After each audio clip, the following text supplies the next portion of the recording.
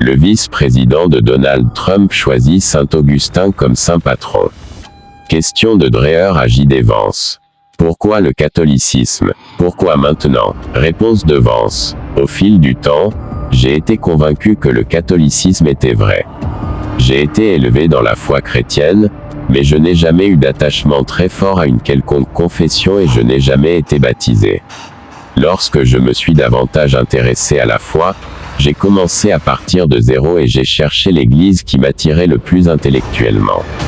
Mais il est trop facile d'intellectualiser tout cela. Quand j'ai regardé les personnes qui comptaient le plus pour moi, elles étaient catholiques. Mon oncle par alliance est catholique. René Girard est quelqu'un que je connais seulement en le lisant, et il était catholique.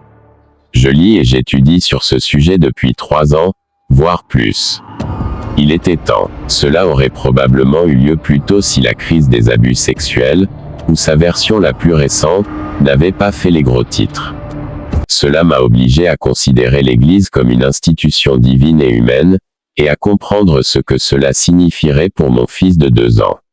Mais je n'ai jamais vraiment remis en question au cours des dernières années que je deviendrai catholique.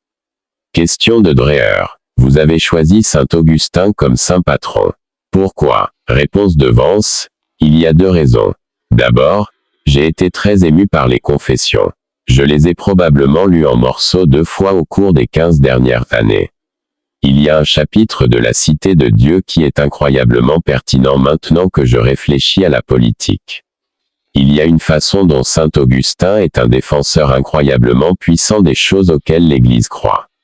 L'un des sous-textes de mon retour au christianisme est que je viens d'un monde qui n'était pas très intellectuel au sujet de la foi chrétienne.